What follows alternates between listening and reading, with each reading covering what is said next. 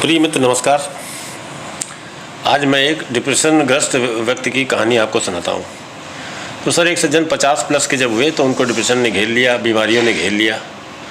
उनकी पत्नी ने एक काउंसलर का अपॉइंटमेंट लिया जो कि एक ज्योतिषी भी थे, और उनसे कहा कि सर ये भयंकर डिप्रेशन में कुंडली इनकी देखिए, और बताया कि इन सब के कारण मैं भी ठीक नहीं हूँ। ज्योतिषी ने कुंडली देखी तो सब सही था। अब उन्होंने काउंसलिंग शुरू की, फिर कुछ पर्सनल बातें भी पूछी और सज्जन की पत्नी को बाहर बैठने का कहा। सज्जन बोलते गए, उसमें बहुत परेशान हूँ, चिंताओं से दब गया हूँ, नौकरी का प्रेशर है, बच्चों के एजुकेशन और जॉब की टेंशन, घर का लोन, कार का लोन, कुछ मन नहीं करता, दुनिया अपने को पता नहीं क्या समझती है, और मेरे पास एक कारतूस जितना भी सामान नहीं है, मैं डिप्रेशन में हूँ। कहते हुए उन्होंने अपने पूरे जीवन की किताब खोल कर रख दी।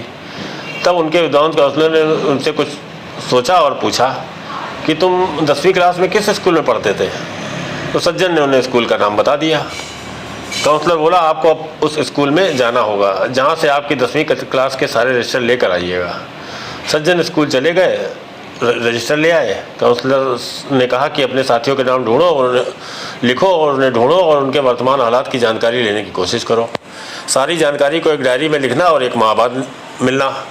कुल 4 रजिस्टर थे जिसमें 200 नाम थे। महीना भर दिन रात घूमे, मुश्किल अपने 120 सहपाठियों के बारे में उनको जानकारी मिल पाई। आश्चर्य यह था कि उनमें से 20% लोग भर चुके थे, 7% लड़कियां विधवा और 13 तलाकशुदा या सेपरेटेड थीं। 15% नशेड़ी निकले जो बात करने के भी लायक नहीं थे। 20% का पता ही नहीं चला कि अब वो कहाँ हैं। 5% इतने गरीब निकले कि पूछो मत। 5% इतने अमीर निकले कि पूछो नहीं। कुछ कैंसरग्रस्त थे, कुछ 6 से 7% लकवाग्रस्त, डायबिटीज़, अस्थमा या दिल के रोगी निकले। 3 से 4% के एक्सीडेंट में हाथ पांव या रीढ़ की हड्डी में चोट लगी थी और वो बिस्तर पे थे। 2 से 3% के बच्चे पागल और निकम्मे निकले। एक जेल में था और एक 50 साल की उम्र में सेटल हो पाया था, लेकिन अब वह शादी करना चाहता था। एक अभी भी सेटल नहीं था पर 2 तलाक के बावजूद तीसरी शादी की फिराक में था। महीने भर में सर 10वीं कक्षा के सारे रजिस्टर भाग्य की व्यथा खुद सुना रहे थे। काउंसलर ने पूछा कि अब बताओ डिप्रेशन कैसा है? तो अब उन सज्जन को समझ में आ गया कि उसे कोई बीमारी नहीं, वो भूखा नहीं मर रहा, दिमाग एकदम सही है।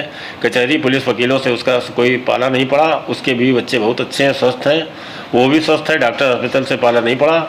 उन्होंने आत्मावलोकन किया कि दुनिया में वाकई बहुत से लोग दुखी हैं और मैं बहुत सुखी और भाग्यशाली हूँ। तो इस तरह 2 बातें तय हुई सर, धीरू अम्बानी बने या न बने ना सही, और भूखा नहीं मरे, बीमार बिस्तर पर ना गुजारने समय, जेल में दिन न गिनना पड़े, तो इस सुंदर जीवन के लिए ऊपर वाले को धन्यवाद देना ही सर्वोत्तम है। तो सर, क्या आपको भी लगता है कि आप डिप्रेशन में हैं? अगर आपको भी ऐसा लगता है तो आप भी अपने स्कूल जाकर 10वीं कक्षा का रजिस्टर ले आएँ। तो इससे सर क्या सबक मिलता है कि जो हमारे पास है वही पर्याप्त है। हमको अपनी पॉजिटिविटी के साथ रहना चाहिए, हमको नकारात्मक बातें नहीं सोचनी चाहिए। जिसके पास बहुत पैसा है सर, वो इनकम टैक्स की उधेड़-बुन में इसमें सब में परेशान रहता है। आदमी के साथ समस्या ये है कि वो अपनी थाली का नहीं कि बजाय दूसरी की थाली का देखता है। तो सर केवल नज़रिए की बात है, आप जो है उसमें खुश रह सकते हैं। आप अगर अकेले हैं तो अपने अकेलेपन का आनंद लीजिए, और आप कई लोगों के साथ में हैं तो लोगों के साथ का आनंद लीजिए।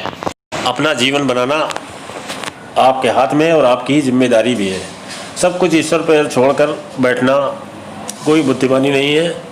ईश्वर को 7 अरब लोगों की व्यवस्था देखनी पड़ती है। 7 अरब तो प्राणी हुए, 7 अरब तो नर नारी और मनुष्य की आबादी है। इसके अलावा ईश्वर के पास बहुत सारे काम हैं। उसको सारे पेड़ पौधों पर पक्षियों को भी देखना होता है। इस बात को भी समझें।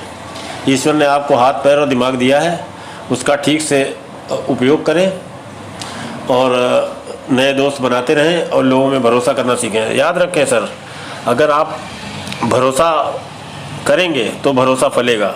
अगर आप भरोसा नहीं करेंगे तो नितांत अकेले पड़ते जाएंगे और आपकी परेशानियां बढ़ जाएंगी। तो आज की वीडियो में इतना ही। वीडियो पसंद आए तो लाइक शेयर करिए और कोशिश करिए कि सब्सक्राइबर बढ़ जाए। Thank you sir. उम्मीद है वीडियो आपको अच्छा लगा होगा, तो प्लीज़ सब्सक्राइब करवाएं, बेल आइकन दबाएं, और वीडियो आपने पूरा देखा इसके लिए आपका शुक्रिया। और सर प्लीज़ सब्सक्रिप्शन बढ़े, इस पे ध्यान दीजिए, क्योंकि जब सब्सक्रिप्शन बढ़ेगा तो क्वालिटी और बढ़ेगी, ये मेरा वादा है आपसे।